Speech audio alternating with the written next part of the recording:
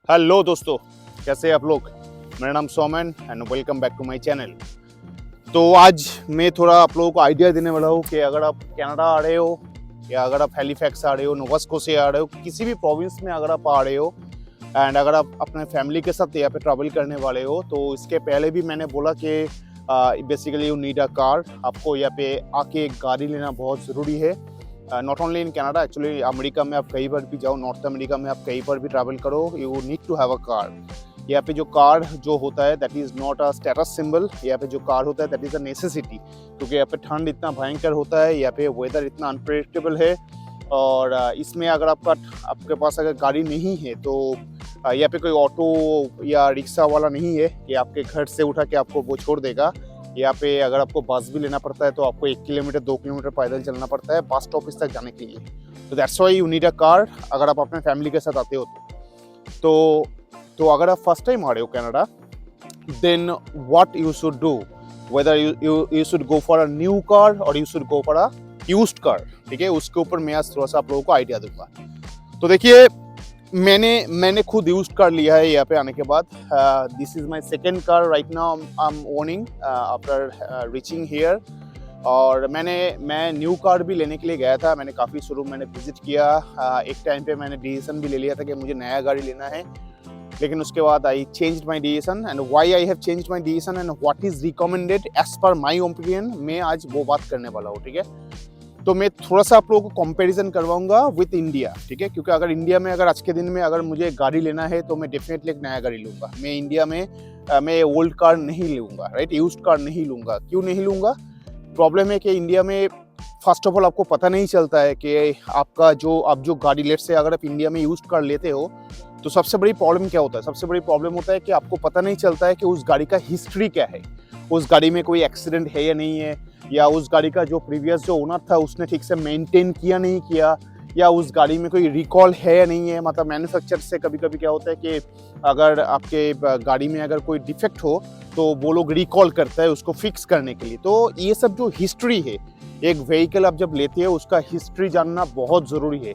No matter आप कौन सी गाड़ी ले रहे हो, आप कोई भी गाड़ी लो दोस्तों, उस गाड़ी को अगर आप सही से मेंटेन करते हो देन वो गाड़ी आपको बहुत साथ देगा, राइट। लेकिन अगर आप बहुत एक्सपेंसिव गाड़ी भी लेते हो और अगर आप उसको अगर ठीक से मेंटेन नहीं करते हो देन डेफिनेटली वो आपके लिए प्रॉब्लमेटिक हो सकता है इन लॉन्गर रन। और यूज्ड कार में और एक बात होता है, तो इंडिया में ये पता करने का जगह नहीं होता है। और मोस्टली अगर आप इंडिया में यूज्ड कार लेते हो तो वो आपको जो प्रीवियस ओनर है उसके स्टेटमेंट के ऊपर आपको डिपेंड करना होता है, राइट, कि वो सही बोल रहे हैं या गलत बोल रहे हैं। And most of the cases हम लोग उतना शायद भरोसा नहीं कर पाते हैं। अगर कोई बंदा अगर अच्छा गाड़ी भी सेल करता है तब भी हम लोग शायद उसके बातों पे नहीं जा पाते हैं, राइट।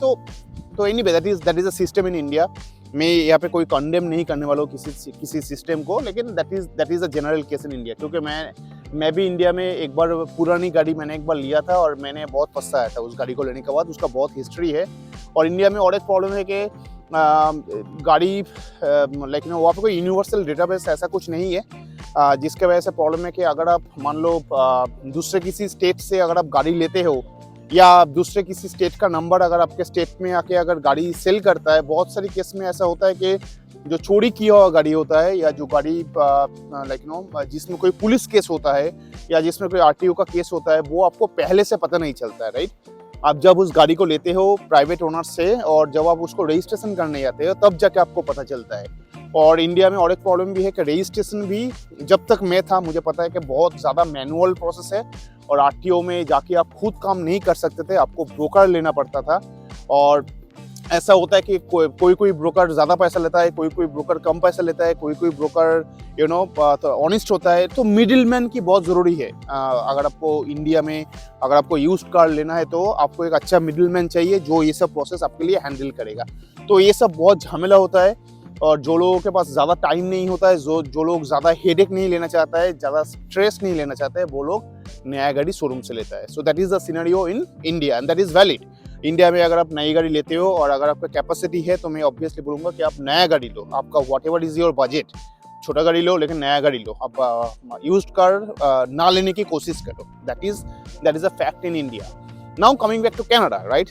तो कनाडा में जब मैं आया था और इस माइंडसेट से जब मैं आया था तब मुझे भी ऐसा लगता था कि यार यहाँ पे गाड़ी लूंगा फंस जाऊंगा, लेकिन पुरानी गाड़ी है, कौन क्या मेंटेन किया नहीं किया, ऑल दोस थिंग्स राइट। लेकिन यहाँ पे जो सबसे अच्छी बात है, अगर आप पुरानी गाड़ी लेते हो, आप किसी भी प्राइवेट ओनर से लो या किसी भी शोरूम से लो, किसी भी जगह से आप लो, यहाँ पे एक सेंट्रल रिपोर्ट होता है, गाड़ी का एक सेंट्रल रिपोर्ट होता है। जैसे इंडिया में अगर आप बैंक से लोन लेने जाते हो तो आपका एक क्रेडिट रिपोर्ट होता है या सिविल रिकॉर्ड होता है राइट।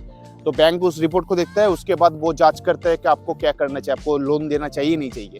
उस हिसाब से अगर आप कनाडा में गाड़ी लेते हो तो गाड़ी का एक सेंट्रल रिपोर्ट होता है जिसका नाम है कारफैक्स। आप किसी भी प्राइवेट ओनर से गाड़ी लो या किसी भी आप शोरूम से गाड़ी लो, पुरानी गाड़ी लो, जो भी लो, उसका कारफैक्स रिपोर्ट आप ऑलवेज मांगो ओनर से। अगर वो उसके पास अगर नहीं है, आप $10-15 खर्चा करके आप किसी भी गाड़ी का आप कारफैक्स रिपोर्ट निकल सकते हो। और उस कारफैक्स रिपोर्ट में उसका डिटेल हिस्ट्री होता है, उसका everything will be mentioned in the Carfax report. वो गाड़ी कितनी चली हुई है, वो गाड़ी कहाँ की रजिस्ट्रेशन है, उस गाड़ी का how many owners are there, maybe first owner, second owner, third owner, how many times that car has been registered in motor vehicles, उस गाड़ी का कोई प्रीवियस एक्सीडेंट है या नहीं है, उस गाड़ी का कोई पुलिस केस है या नहीं है, वो चोरी किया हुआ गाड़ी है या नहीं है, all this things you can see in a Carfax report. तो ये सबसे बड़ी एक बहुत ही अच्छा एक बात है राइट। तो अगर आप कनाडा में आते हो, कनाडा में आने के बाद अगर आप किसी से गाड़ी लेते हो, आप बेझिझक ले सकते हो, लेकिन उसके पहले आप कारफैक्स रिपोर्ट डेफिनेटली उस गाड़ी का देख लो।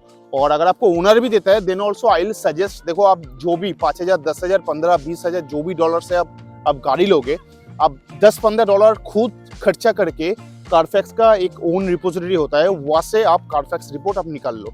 अभी कारफैक्स रिपोर्ट कैसे निकलना है आप इसको गूगल कर सकते हो, ठीक है, बहुत ईजी प्रोसेस है। सो दैट इज नंबर 1। तो अगर आप एक गाड़ी लेते हो, अगर आप डिसाइड करते हो कि एक पुरानी गाड़ी आप लोगे, तो उस गाड़ी को लेने से पहले, कमिटमेंट करने से पहले, उस गाड़ी का जो भी बैकग्राउंड है, उस गाड़ी का जो भी हिस्ट्री है, वो आपके हाथ में होगा राइट। उसको देखने के बाद, उसका सर्विस रिकॉर्ड देखने के बाद आप डिसीजन ले सकते हो कि वो गाड़ी आपको लेना चाहिए या नहीं लेना चाहिए।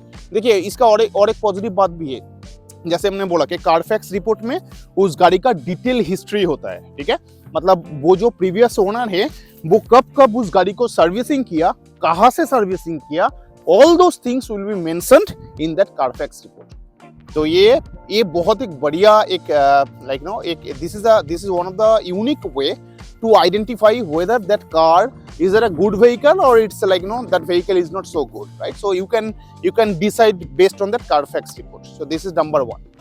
Number 2, और एक बात है, यहाँ पे पुरानी गाड़ी क्यों अच्छी होता है, ठीक है, मैं आपको ये बात बोलूंगा। देखिए अगर यहाँ पे आने के बाद अगर आप कोई गाड़ी लेते हो जो गाड़ी 1 लाख किलोमीटर चल चुका है या 150,000 किलोमीटर चल चुका है, उसके बाद भी वो गाड़ी बहुत जबरदस्त चल रहा है, ठीक है, क्योंकि यहाँ पे मोस्ट ऑफ द कार अगर आप देखोगे यूज्ड कार बहुत ज्यादा है। एंड 2 लाख किलोमीटर में भी लोग अपना यूज्ड कार सेल करते हैं, और वो यूज्ड कार ऐसा नहीं है कि बहुत खतरा है, वो यूज्ड कार रोड पे बहुत अच्छे तरीके से चलता भी है। मैंने जो मेरा जो कार लिया था, मैंने Hyundai Santa Fe मैंने लिया था, और वो Santa Fe जब मैंने लिया था वो 168,000 किलोमीटर था, मतलब 1,68,000 किलोमीटर वो गाड़ी चल चुकी थी। उसके बाद मैंने लिया था और उस गाड़ी में मुझे कभी कोई दिक्कत नहीं हुआ। मैं उस गाड़ी से बहुत ट्रैवल किया और उस गाड़ी को सेल करने से पहले ऑलमोस्ट मैंने 10,000 किलोमीटर मैंने ड्राइव कर लिया था। तो ये apart from just Mobil change या ऑयल चेंज, उस गाड़ी के पीछे 1 पैसा मैंने खर्चा नहीं किया। बस एक बार मैंने ऑयल चेंज किया था कैनेडियन टायर से, और मेरा उस टाइम पे कुछ प्रोमो चल रहा था, only $70 I paid for changing oil and rotate your tyres. That was my previous car, that is Hyundai Santa Fe। तो द पॉइंट इज कि अगर आप यहाँ पे पुरानी गाड़ी लेते हो तो मतलब यहाँ पे क्या trend, what is the trend. देखिए इंडिया में क्या होता है, इंडिया में अगर आप यूज्ड कार लेने जाते हो और अगर वो गाड़ी अगर मान लो 50,000, 60,000, 70,000, 80,000 अगर चल चुका है, तो ऑब्वियसली हम लोग मान लेते हैं कि वो गाड़ी जो है उसका लाइफ खत्म हो गया। अभी वो गाड़ी लेना मतलब वो हेडेक लेना होता है। इसके पीछे रीजन फिर से वही है कि इंडिया में मैक्सिमम जो ओनर होता है वो अपने गाड़ी को बहुत अच्छे से शायद मेंटेन नहीं करता है, ठीक है। यहाँ पे लोगों को फोर्सफुली अपना गाड़ी मेंटेन करना पड़ता है, क्योंकि यहाँ पे जो गाड़ी का फिटनेस सर्टिफिकेट है वो किसी किसी प्रोविंस में ईयरली होता है, किसी किसी प्रोविंस में 2 साल में एक बार होता है। जैसे नोवा स्कोशिया में अगर आप गाड़ी लेते हो आपका जो गाड़ी का रजिस्ट्रेशन होगा वो 2 साल तक वैलिड होगा। 2 साल के बाद आपका गाड़ी का फिर से एक इंस्पेक्शन होगा, जिसको बोलते हैं मोटर व्हीकल इंस्पेक्शन, MVI। उस गाड़ी का इंस्पेक्शन होगा, वो एक थर्ड पार्टी कंपनी, एक इंडिपेंडेंट कंपनी उसको इंस्पेक्ट करेगा एंड उसको सर्टिफाई करेगा कि वो गाड़ी रास्ते में चलने के लायक है या नहीं है। देखिए ये जो सिस्टम है ये बहुत बढ़िया सिस्टम है। ये सिस्टम अगर इंडिया में होता तो शायद इंडिया में इतना खतरा गाड़ी, इतना पुराना गाड़ी शायद चलता नहीं, राइट। इंडिया में शायद 10 साल के बाद वो फिटनेस सर्टिफिकेट वो गाड़ी का होता है, वो भी लोग नहीं करता है, राइट, क्योंकि उतना स्ट्रिक्ट रेगुलेशन आज भी नहीं है। लेकिन कनाडा में बहुत ज़्यादा स्ट्रिक्ट रेगुलेशन है। आप जब भी गाड़ी खरीदने जाओगे, पुराना गाड़ी आप लेने जाओगे, तो उस गाड़ी को जो MVI है, राइट, मोटर व्हीकल इंस्पेक्शन, वो वैलिड होना चाहिए। अगर MVI वैलिड नहीं होगा, वो जो ओनर है वो आपको गाड़ी सेल नहीं कर पाएगा, क्योंकि वो गाड़ी आपका, आप जब जाओगे RTO में, या फिर जो RTO होता है सर्विस कनाडा या लेकिन access Nova Scotia service Ontario, आप जब जाओगे वहाँ पे तो आपका गाड़ी जो है वो री रजिस्ट्रेशन नहीं होगा। वो पहले बोलेगा कि where is your MVI, motor vehicle inspection. और अगर आपका MVI अगर वैलिड नहीं है, आप रोड पे गाड़ी ड्राइव नहीं कर सकते हो। अगर आप गाड़ी ड्राइव करोगे, पुलिस आपका गाड़ी सीज कर देगा एंड आपको तगड़ा फाइन होगा, ठीक है। तो यहाँ पे बहुत स्ट्रिक्ट रेगुलेशन है दोस्तों। यहाँ पे लोग ट्रैफिक जो रूल्स है इसको बहुत सीरियसली फॉलो करते हैं, क्योंकि अगर आप ट्रैफिक रूल्स अगर सही से फॉलो नहीं करोगे, आपको सबसे पहली बात जो है, यहाँ पे इंश्योरेंस आपका बढ़ जाता है। इंश्योरेंस इंडिया में आप ईयरली पे करते हो, यहाँ पे इंश्योरेंस आपको मंथली पे करना होता है। और इंश्योरेंस बहुत अच्छा खासा अमाउंट होता है दोस्तों। मिनिमम $300 से स्टार्ट होता है if you are newcomer, and that can go up to $500 and $600 monthly, ठीक है। और वो भी बढ़ जाएगा अगर आपको अगर वो पुलिस से अगर टिकट मिलता है, या अगर आपके अगेंस्ट में कोई केस है, कुछ एक्सीडेंट है, कुछ भी है, तो आपका इंश्योरेंस बढ़ जाता है। तो इसकी वजह से लोग क्या करते हैं, लोग बहुत पेशेंटली लोग ड्राइव करता है, लोग कोशिश करता है जहां तक हो सके और ट्रैफिक रूल्स एंड रेगुलेशन को फॉलो करना।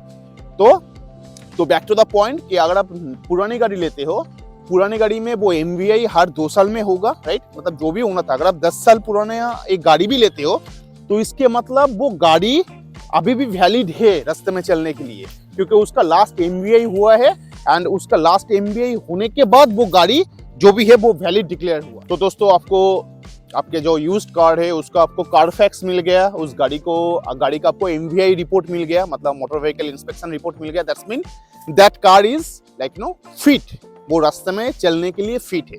And that is the reason यहाँ पे लोग जो है वो MVI पास करने के लिए हर 2 साल में वो MVI होगा, उसके वजह से लोग यहाँ पे गाड़ी को मेंटेन करता है दोस्तों। क्योंकि अगर आपके गाड़ी थोड़ा सा भी गाड़ी में कुछ भी प्रॉब्लम है, MVI करने से पहले आपको मैकेनिक के पास जाके उसको रेक्टिफाई करना पड़ेगा, क्योंकि MVI जो करेगा वो लोग भी रिनाउंड मैकेनिक है एंड वो लोग गाड़ी को बहुत अच्छे से चेक करेगा। मतलब यहाँ पे नहीं है कि आप 500 रुपया दे दिया और उसने 5 डिक्लेयर कर दिया, यहाँ पे ऐसा नहीं है।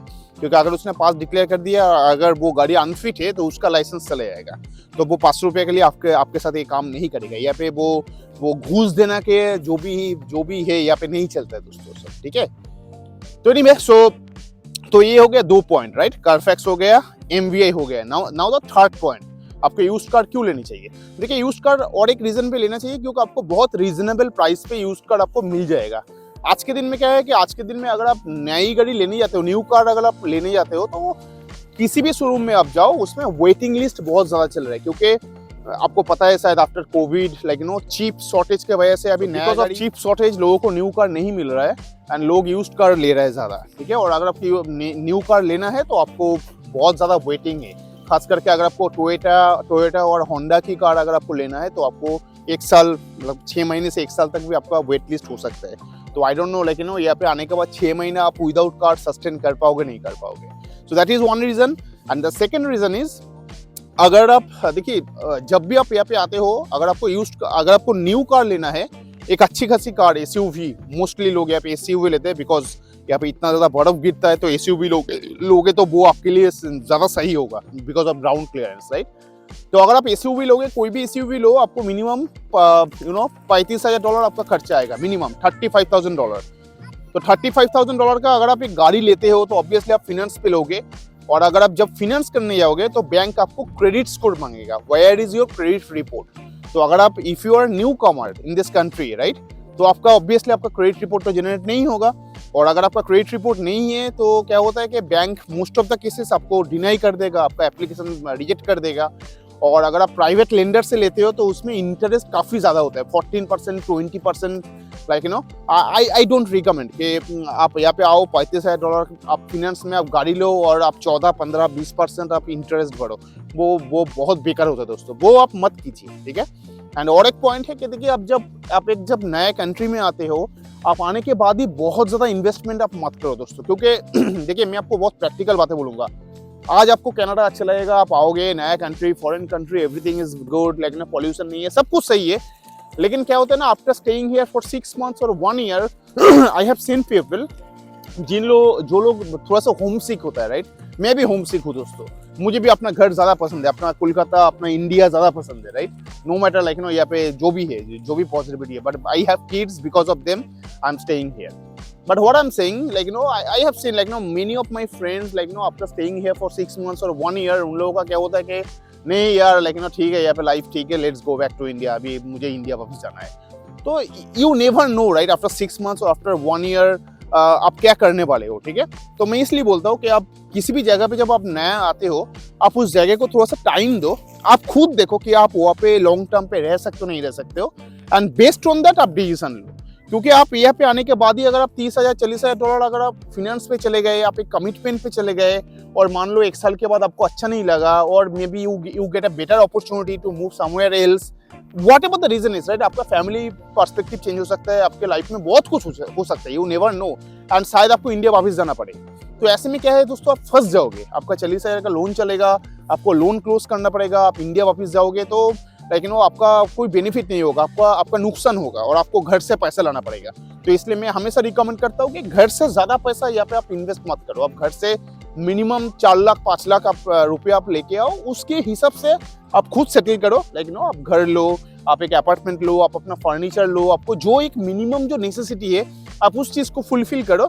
उसके बाद आप एक यूज्ड कार लो, राइट। एटलीस्ट फर्स्ट 6 months और 1 year, 1 साल के लिए आप एक यूज्ड कार ले लो। Whatever is your budget में भी $10,000, योर बजट में भी $6,000, योर बजट में भी $8,000, what ever it is, right. क्योंकि यहाँ पे हर बजट के लिए आपको गाड़ी मिल जाएगा, हर एक बजट में, ठीक है। आपको इवन $5,000 में भी आपको गाड़ी मिल जाएगा, आपको सीडन मिल जाएगा, शायद आपको एसयूवी नहीं मिलेगा, लेकिन सीडन आपको मिल जाएगा, और वो आपको काम चला देगा। 6 महीने 1 साल के लिए आपका काम चल जाएगा, और 6 महीने 1 साल के बाद व्हेन यू आर सेटल्ड, आपका क्रेडिट रिपोर्ट बन जाएगा, आपका क्रेडिट स्कोर अच्छा खासा हो जाएगा, आप यहाँ पे थोड़ा सा कुछ सेविंग्स कर लोगे।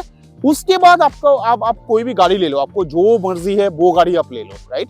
Like I have seen people, right, basically Punjab से मेरा कुछ दोस्त है जो स्टूडेंट वीज़ा पे यहाँ पे आते हैं, और स्टूडेंट वीज़ा पे यहाँ पे आने के बाद ही ये लोग BMW ले लेता है, मर्सिडीज बेंज ले लेता है, ऑडी ले लेता है।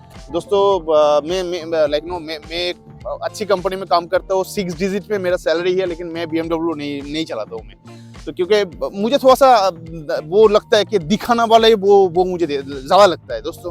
क्योंकि देखो, एज ए स्टूडेंट अगर आप आते हो, आप अच्छे से पढ़ाई करो यहाँ पे, आप पहले सेटल हो जाओ, 2-3 साल आप टाइम दो, आप पैसा सेविंग करो यहाँ पे। उसके बाद वॉटेवर आपका शौक हो ही सकता है, आप वो शौक पूरा करो। लेकिन ऐसा नहीं कि घर से पैसा लेके आप ऑलरेडी इन्वेस्ट किया, आप स्टूडेंट वीज़ा पे आप यहाँ पे आए हो, उसके बाद फिर से पैसा ला रहे हो घर से, आपके घर वाले भी दे देगा, ऑब्वियसली हर पेरेंट्स अपने बच्चों को प्यार करता है, राइट। लेकिन वो मुझे ठीक सही नहीं लगता दोस्तों। और यहाँ पे क्या है कि देखिए, लग्जरी ब्रांड बहुत ईजिली अफोर्डेबल है। अगर आज के दिन में अगर आप एक BMW ले सकते हो, when you are working part time, यहाँ पे अगर आप पार्ट टाइम अगर आप काम करोगे एज ए स्टूडेंट, आपको $2,000 से $2,500 मंथली मैक्सिमम आप कमाओगे, उससे ज़्यादा आप नहीं कमा पाओगे। तो उसमें अगर if you can afford a BMW, just imagine after 2 year when you will get a work permit, आप एक फुल टाइम काम करोगे, आपका जो सैलरी होगा वो $70,000-80,000 मिनिमम होगा, तब you can afford a BMW, right. तो आप उस टाइम पे कर सकते हो। देखिए, this is my personal opinion, ठीक है, मुझे ऐसा लगता है। क्योंकि मैंने ऐसे देखा कुछ लोगों को कि यहाँ पे आने के बाद ही एक अच्छा खासा एक्सपेंसिव कार ले लेता है, एंड उसके बाद ये लोग बहुत प्रॉब्लम में आ जाता है, राइट। लेकिन इन लोगों के पास लिटरली ठीक से खाने का भी पैसा नहीं होता, दोस्त लोग मिलके वो मैनेज कर लेता है। लेकिन दिखाने के लिए फेसबुक में प्रोफाइल फोटो डालने के लिए इन लोगों के पास BMW है। एनीवे पर्सन टू पर्सन वो डिपेंड करता है, शायद वो सही है उन लोगों के लिए, लेकिन मुझे थोड़ा सा सही नहीं लगता है। तो आई विल रिकमेंड दैट कि अगर आप यहाँ पे आते हो, अगेन अगर आप विद फैमिली आप आते हो, आप आके पहले सेटल करो, एक आप यूज्ड कार लो, क्योंकि यहाँ पे यूज्ड कार काफी अच्छे क्वालिटी का आपको मिल जाएगा दोस्तों। $5,000, $10,000, $15,000 में आपको मिल जाएगा। आप यूज्ड कार लो, और यूज्ड कार लेने से पहले आप वो कारफैक्स देख लो, MVI देख लो, एंड देन एक गाड़ी लेके आप 6 महीना 1 साल आप सेटल हो जाओ उसके यहाँ पे। उसके बाद आप किसी भी जगह से आप एक अच्छा गाड़ी लो, या whatever you want to do. लेकिन मेन पॉइंट इज कि घर से ज़्यादा पैसा ले आके आपको पहले ही अगर आप इन्वेस्ट करोगे, तो ऐसा मैंने देखा कि आफ्टर कुछ टाइम के लोगों को वो थोड़ा सा पछतावा होता है, राइट। तो मैं वो नहीं चाहता हूँ, right. That's why I am recommending कि आप यहाँ पे आओ, आराम से देखो, एक यूज्ड कार आप पहले उठा लो, 6 महीने 1 साल के बाद आप जो चाहे उसके बाद आप नया गाड़ी लो, या जो भी चाहे आप वो कर सकते हो। Anyway, so that's it for today. आपको क्यों पुरानी गाड़ी आपको लेना चाहिए, मैं थोड़ा सा आपको एक्सप्लेन करने की कोशिश किया। इसके बाद भी अगर आपको कोई क्वेश्चन है, आप लोग मुझे पूछ सकते हो, मैं डेफिनेटली आप लोगों को रिस्पॉन्स करूंगा। और मेरा वीडियो देखते रहिए, क्योंकि मेरा नेक्स्ट वीडियो में मैं आपको आइडिया टिप देने वाला हूँ कि आप पुरानी गाड़ी अगर आप लोगे, आप कहाँ से लोगे। आप यूज्ड कार लोगे तो कहाँ से लोगे, या अगर आप न्यू कार लोगे तो कहाँ से लोगे, उसके ऊपर मैं थोड़ा सा आपको टिप देने वाला हूँ। सो टिल देन देखते रहिए, स्टे ट्यून्ड। अगर अच्छा लगेगा तो थोड़ा सा सब्सक्राइब कर लीजिए। आपके सब्सक्राइब करने से हम लोगों को अच्छा लगता है, हम लोगों को मोटिवेशन मिलता है। एंड अगर अच्छा लगेगा तो please give us a thumbs up. Thank you.